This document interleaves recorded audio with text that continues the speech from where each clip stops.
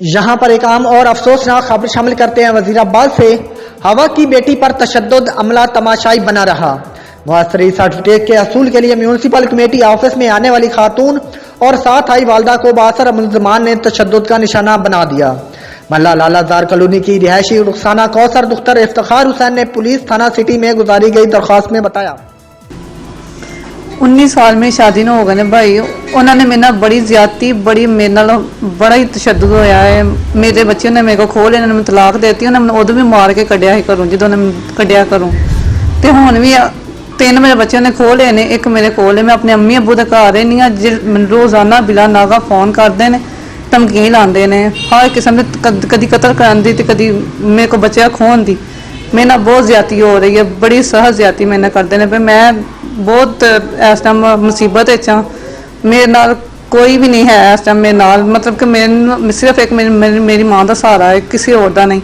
सिर्फ और सिर्फ उन 2 बंदियां ने किया है, जिन्होंने दोवां ने वो मेरे हसबैंड के नाल सन, एक अमजद भट्ट ते एक मुर्तजा भट्ट। इन्होंने दोवां ने मेरा घरों मैनू बेकार कर दिता है। उन्होंने सब तो वड्डी ज्यादती मेरे नाल उन्हें की है, उन्होंने ही मेरे बंदे नूं बरगराया है, उन्होंने जो कुछ किया उन्हें किया है।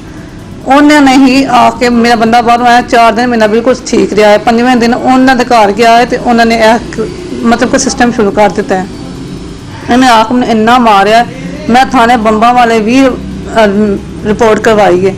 मेरे मगर आके भी इन्होंने मैनू आके इत्थे यूनियन कौंसल भी इन्ना मारिया, मेरे नाल इन्होंने ज्यादती की है।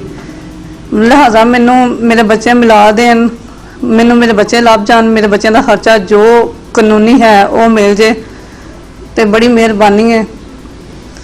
मेरी यह दरखास्त है कि मेरे नाल इंसाफ होवे ते मेरे बच्चे मैनू मिल जान।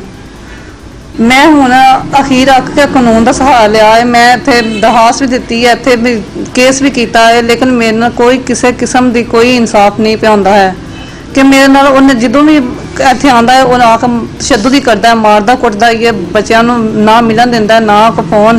कि मैं बहुत गरीब हाँ, बहुत मस्कीन हाँ, मेरे तो कोई सहारा नहीं है मेरा, कि मेरे बच्चे मैंने मिलने चाहिए, मेरे बच्चों का कोई हक इंसाफ मैंने मिल जाए। मैनू बड़ा मेहरबानी इंसाफ मिले कि मेरे बच्चे मैंने मिल जाए।